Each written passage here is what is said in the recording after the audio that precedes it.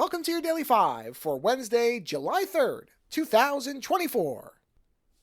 I remember that there was an announcement that there was going to be a new Hellboy film coming based on the Crooked Man story. And honestly, I remember hearing about it and then I kind of forgot about it. I wasn't really thinking about it. And I didn't even know anything about it, who was involved, anything like that. I knew it was going to be basically a new team because the Neil Marshall film, I believe that's the filmmaker's name, was considered a failure. And that I didn't even realize it was going to be a lower budget film, although that makes complete sense. And so I saw that there was a trailer out for it with some still images. I looked at the still images and read a little bit about it, and I thought, okay. The still images didn't do a lot for me. The lower budget thing doesn't put me off the way I think some people are immediately put off by that.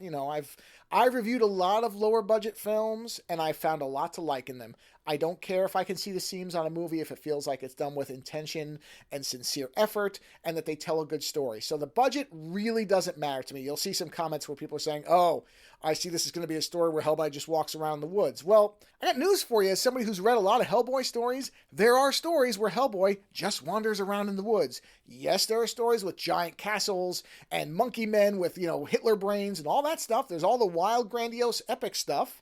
But there are also smaller stories, and they tend to be the shorter ones. So hopefully this is like a 90-minute movie. I'm hoping they're not trying to stretch this thing out. But there are smaller stories that are more or less Hellboy wandering around the woods. That does not immediately mean you can't tell a good Hellboy story.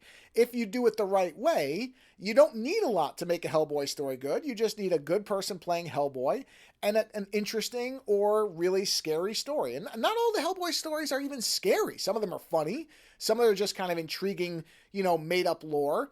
So there's a lot of ways Hellboy can move within a film to make it work. So nothing about what I read or the fact that it's a new actor really put me off. But I thought, let me watch the trailer because the still images looked fine but didn't really show much promise. But that's still images. That's not a movie.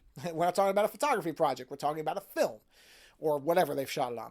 So I watched the trailer, and at the end of it, I thought, okay, I'm pretty neutral on this. This could be good.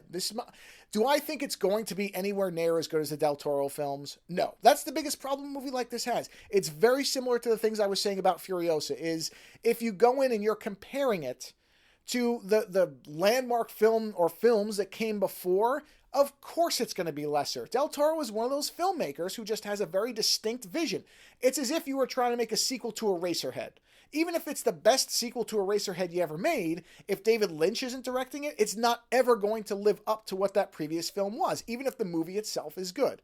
Now, that's probably a bad example because Eraserhead is such a personal thing for Lynch, but still, my point stands, is I don't think it's fair to judge a movie if it's made with sincere effort. I have no reason to believe anybody involved in this isn't trying to make the best Hellboy film they can with what they have.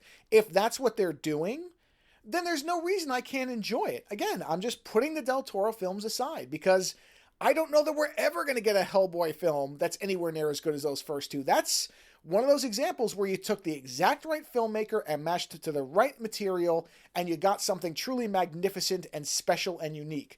That doesn't mean you can't tell any more stories in there.